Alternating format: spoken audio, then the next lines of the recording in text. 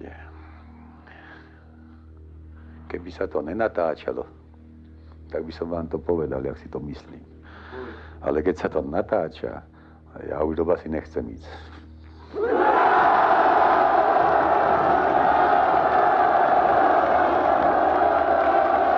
Volám sa Alojz Paldan.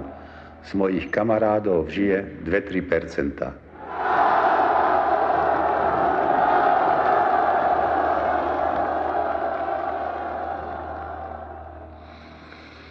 Najmenej tretinu roka som celkom vyradený z pracovnej činnosti. Mám bolesti chrbtice, rúk, nôh.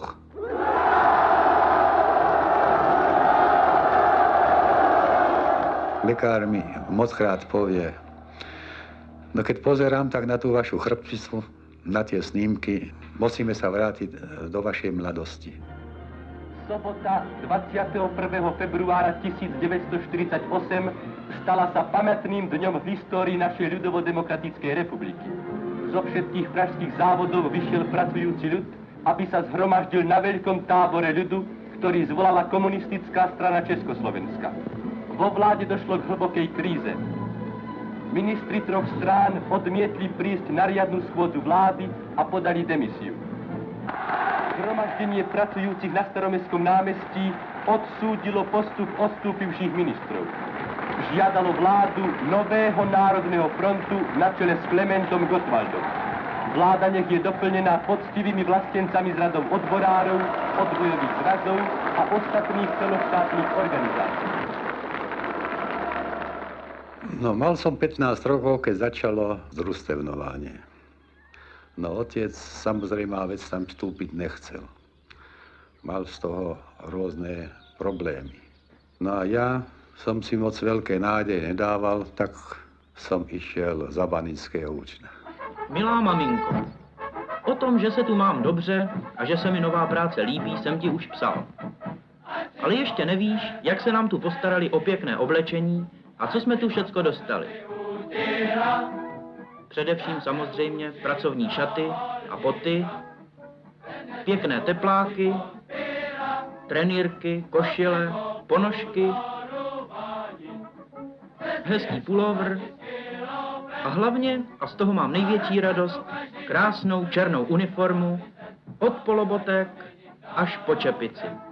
Všichni jsme tu na své nové oblečení náramně pyšní. A takové dostane každý kluk, který se přihlásí na první ze všech řemesel. Na řemeslo havířské.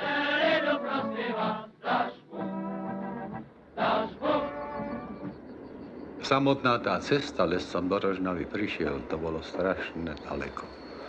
Nikdy som tak ďaleko necestoval a sám. Otec ma odpravadil len do Galandy na stanicu v Rýchliku. A prv niekoľko mesiacov nás ubytovali v bývalom evangelickom gymnáziu v Rožňave. V tých miestnostách veľkých v gymnáziu sme bývali na izbe aj 30. No odtiaľ sme chodili peši do práce. Tam sme sa snad najviac narobili v našom živote. Hluboko pod zemou zvátají zápas o rudu úderníci typu Štefana Němčíka a Jána Jenčíka.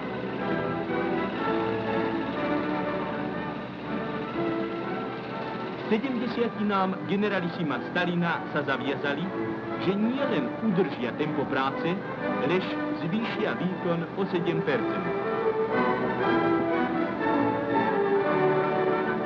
Robotnícka iniciatíva prichádza na všetkých úderníkov, ktorí sa zavezujú dnes na počesť milovaného Jozefa Vysarionoviča Stalina ako prejav vďaky vystupňovať ešte viac svoje výkony. V 50. roku prišla delegácia z Prahy a tí nám hovorili, že sme pozvaní prezidentovi republiky do Lán na návštevu. Neděle 9. července 1950. Vrcholný den návštěvy nejmladší směny našich havířů.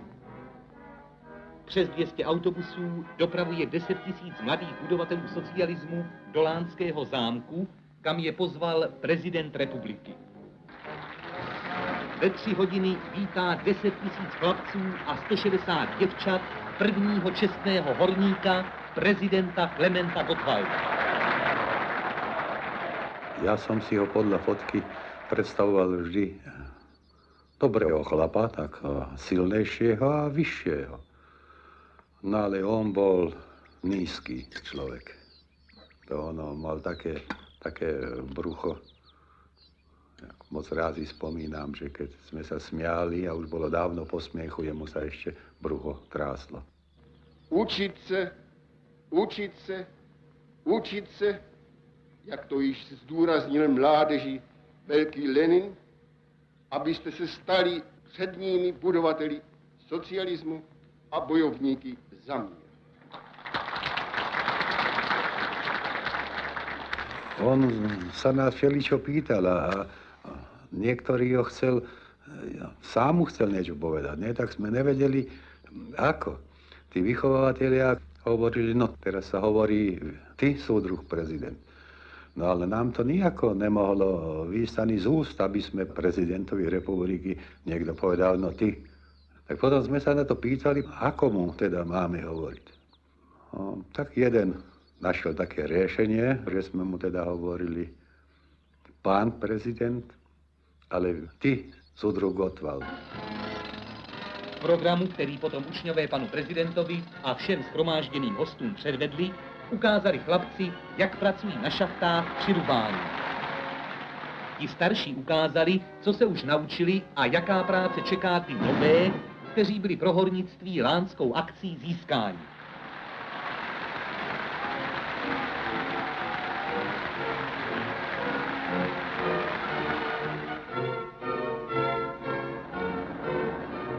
No keď som prišiel pracovať k Jachimovským baňám, tedy mali to v správe celé uranový priemysel u nás, Rusi. Keď som tam prišiel, tak v Bani boli ich najmenej 80%, čo boli bývalí odsúdení. A to tam bolo také pestré združenie. To boli politici, to boli doktori, to boli farári, už taký, čo s tým práštil, čo potom len pil, lebo sa ešte aj oženil. Tak keď som sa stretol s mojimi kamarády, tak tí mi hovorili o mňa odbíha vozy Smrkovský, lebo tak niekto. No ale nás ostatných, hovorím, tam bolo najviac 20%. Veľká chvíľa je tu. Z občanov sa stávajú branci. Mladého rolníka Huličára z Terchovej odviedli. Až nastúpi vojenskú službu, budú za neho vykonávať prácu na poli jeho súdruhovia z jednotného roľníckeho družstva. Radostné prekvapenie nie len pre textiláka súdruha Vlka, ale pre všetkých. Už pri odvode berú brancom mieru na rovnošatu a topánky, takže im ozaj pristanú.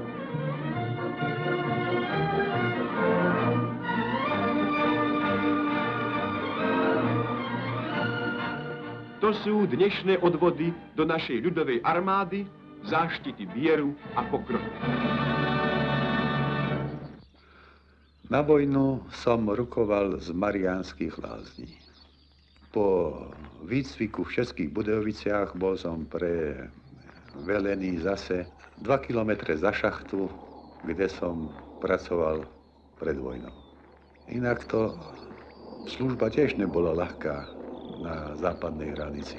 Dokonca i žolt sme mali o 120 korún mesačne vyšší ako iní vojáci, pretože sme mali styk s nepriateľom. Na vojne sme si spievali ako vojáci na hraniciach také pesničky napríklad Tam pod horami vysokými stínu lesa zelené Týše po práci usína šťastné a spokojné moja zem.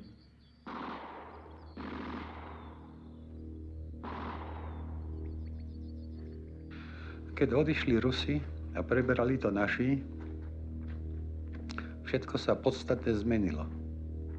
Zo začiatku nikto z nás nevedel, že nejaké žárenie, alebo nejaké ožárenie, lebo že tam môže byť.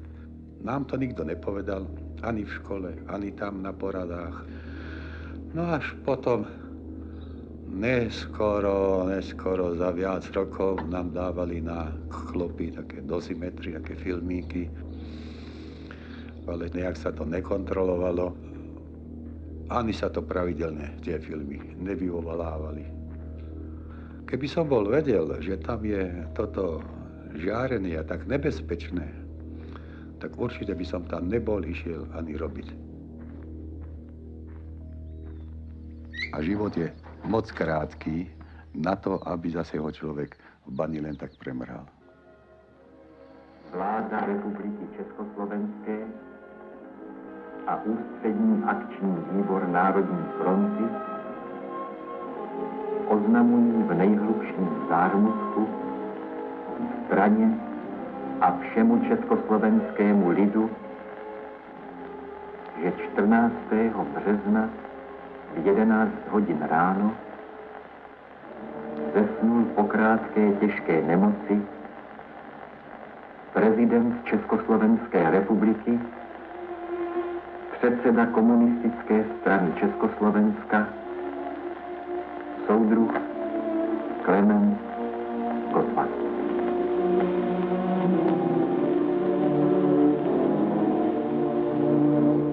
So ženou sme boli už zasnúbení, písali sme si a raz mi napísala, že je prepustená z práce, robila v Slovenskej štátnej poisťovni.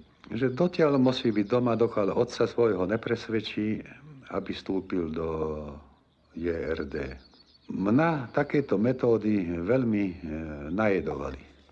Napísal som na ústredný výbor strany, do vlády na Slovensko, že odvtedy robím v bani, že sa chcem s Moničkou zobrať.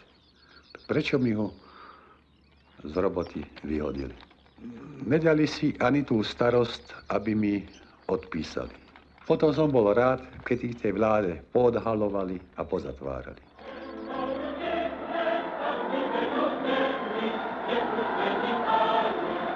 V Bratislave manifestujú pracujúci za Bratský zväzok Čechov a Slovákov, ktorý sa tak blahodárne prejavil a denne prejavuje v industrializácii Slovenska.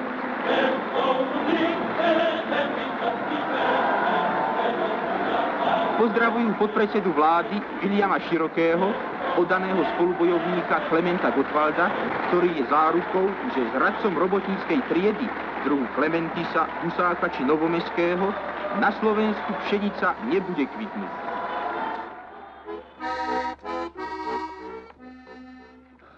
Raz sme sa zobrali i do Brna. No išli sme sa na jedno slušného podniku, myslím tam niekde do Grand Hotely v Brne. Keď vedľa nás kúštik sedeli dvaja a mysleli sme, že to sú Čínani, tak sme im poručili tam dva frťani. Oni prekvapení pozírajú, tak nám poslali 3, lebo sme tam 3 sedeli. Tak sme sa ešte smiali, aký dobrý kšeft sme spravili. Vždycky 2 platíme a 3 vypijeme. No tak čo ja viem, pri 3., lebo aj 4. som im niečo povedal o Číne. A ten jeden mi hovorí, že nix Čínan, že oni sú Japonci. Reku, keď si ty Japonec, ja som Slovák.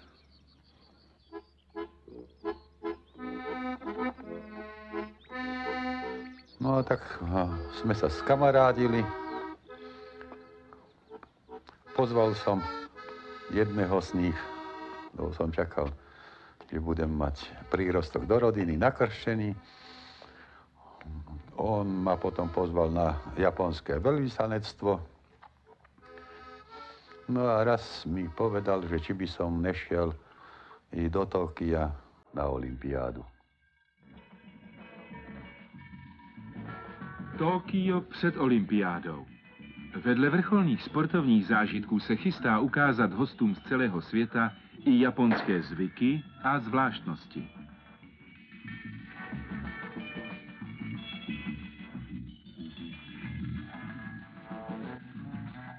A jak je vidět, nebudou to jenom běžné věci. Na své si přijdou i výstřednosti.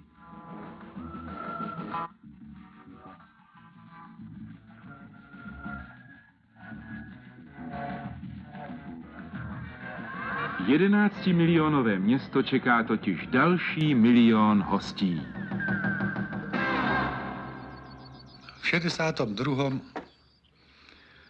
som doma ležal na gauči, prišli od štátnej bezpečnosti, čo ja vím, či boli 4 alebo 5, urobili domovú prehliadku.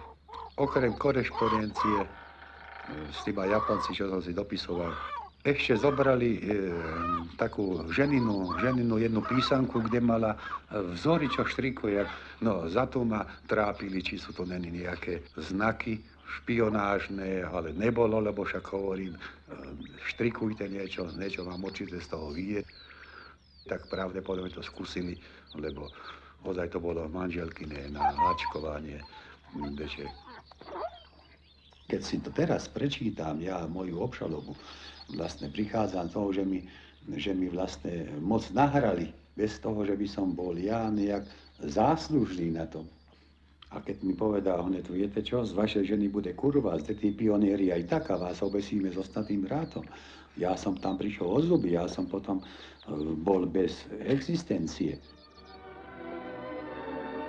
Do nášho nadšeného budovania, do nášho mierového života pokúšajú sa škorpióni z Wall Streetu púšťať jedovaté sliny cez vysielač Slobodná Európa. 180 000 balónov nenávisti vypustila táto pirátska spoločnosť za jediný rok nad našu krajinu. Tu je kamera a z nej snímka našej krajiny. Iné balóny, opatrené americkým zariadením na časované odpaľovanie rozbuškami, rozsýpajú jedovaté letáky. A tu sú výsledky starostlivosti zaoceánskych pánov o blaho nášho ľudu. Ťažko poranení ľudia a 22 mŕtvych z lietadla, ktoré narazilo na balón. No imperialistickí zločinci nezatienia ani vysielaním košov s diverzantmi šťastie nášho ľudu.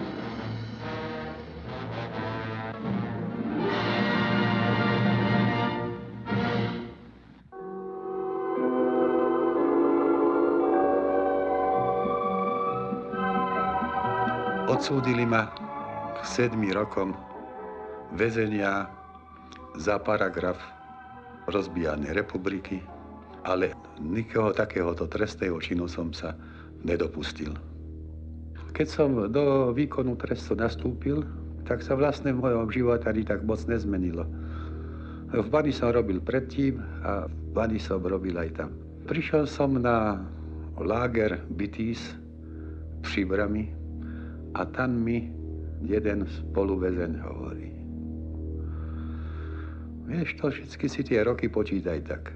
Sú malé housatá a potom sú veľké husy. Zjeme pečienky, potom zase sú housatá a zase veľké husy, zase pečienky. Víš, a tie roky ty tak rýchle pôjdu a je jedna radosť.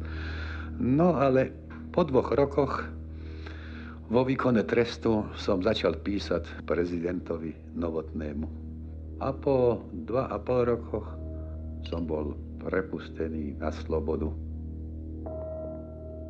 Človek, ktorý nemá žiadne trápenie, tak ani ten pojem Boh mu nič nehovorí. Ale keď človek príde do takých situácií, že sa sklame v nejakom človeku, lebo že sa sklame v spoločnosti, všetko tak hľadá niekoho, nejaký bod, kde sa nesklame a kde môže čerpať silu. V mojich predstavách Boh je asi spokojnosť, pohoda, perspektíva, teplo. Také pocity mám teda, keď idem z toho kostola.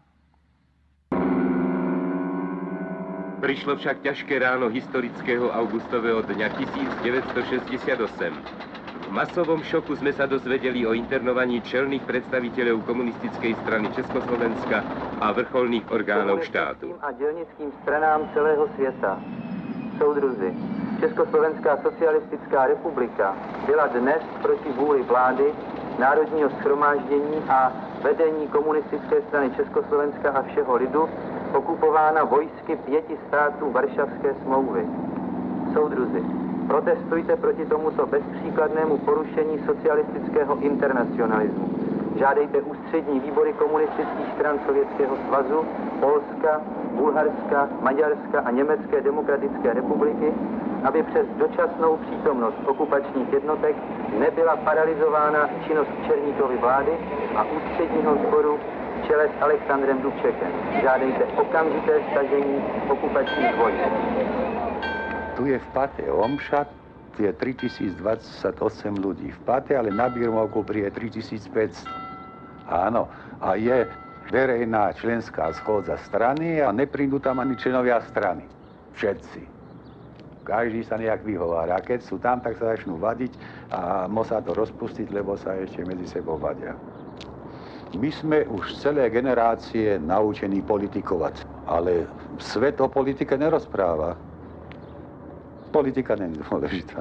Fakt, životu politika vôbec nie je dôležitá. V Zjazdovom paláci Parku kultúry a oddychu Juliusa Fučíka začal sa 14. zjazd komunistickej strany Československa.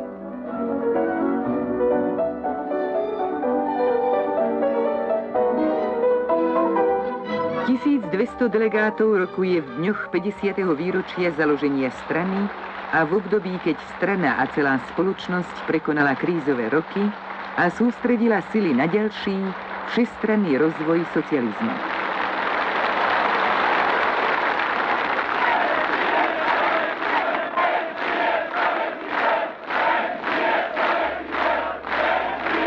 Najlepšia organizácia snáď tu v obci je záhradkári, lebo tu si každý dopestuje, tam si to raz za rok vystaví, každý má z toho radosť.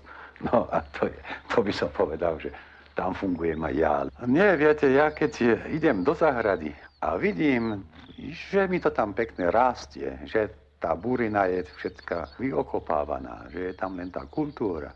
No mám z toho radosť, jak to všetko ide. Som celkom spokojný, keď je to ešte troška peknejšie, jak susedové. No, tedy som taký až tak pyšný na tú záhradu. No to je predsa, to som dokázal ja, no to som nekúpil, neukradol, to sám ze svojej vlastnej práci. Len nesmí byť tá záhrada moc veľká, len toľko, koľko človek vláde robiť. Vždycky sa hovorievalo, aj sa hovorí, že panický život je pekný, no ale je krátky.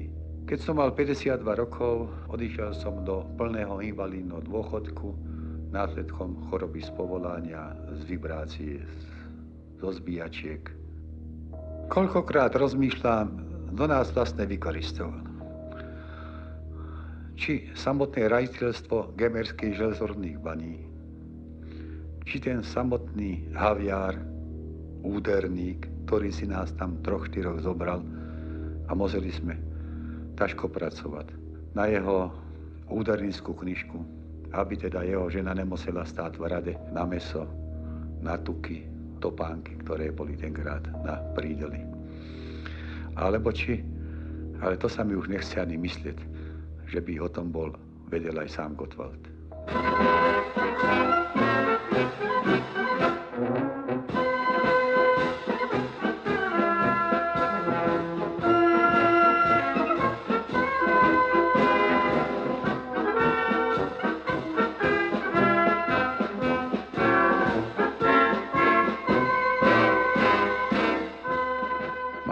Hromadu vnúčat a preto som si tu na záhradu aj tak všetko nasadil, aby tu, povedzme, od polovici mája, od prvých čerešien až do konca októbra, do posledného hrozna, vždycky tu vnúčence niečo našli.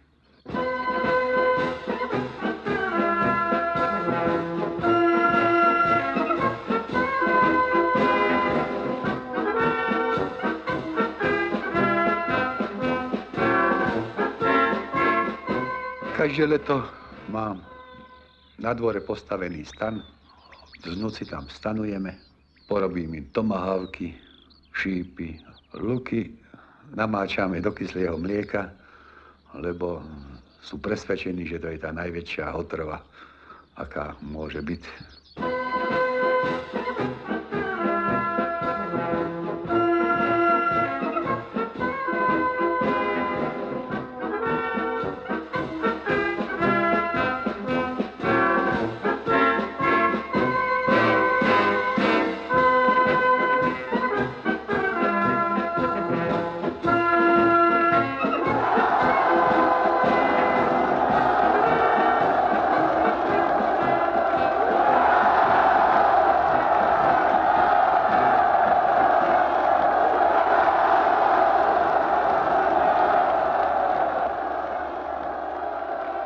Radosť pociťujem, keď vnúci prídu a teda dedo, hned na mňa a aby som im ešte neskončím jednu rozprávku, už chcú druhú rozprávku a to niekedy som už celkom z toho nešťastný, lebo keď im povím 10, on ešte jednu. Detko, chceme takú dlhú až do Japonska. A čo odtiaľto po Hradsku, po tú betonku, to nič, no takto. Nie, ale to musí byť s vás rázy potom, no. A už som ustatý niekedy z toho. Keď zaspávam, mu to zase ma zobude, no detko, kde ste to prestali?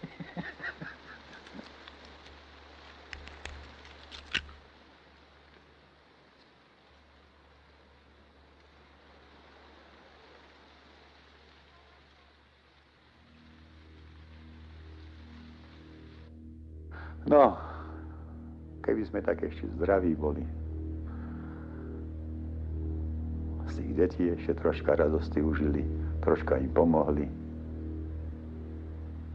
A už potom je to zas na všetko toto zabudnuté, lebo toto je to dobré zas, no, tak.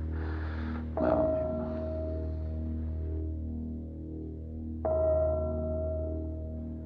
A už sa za chvíľu vypnete, nech sa rozprávame ináč trocha. Rozprávame ináč, no čo mám brať?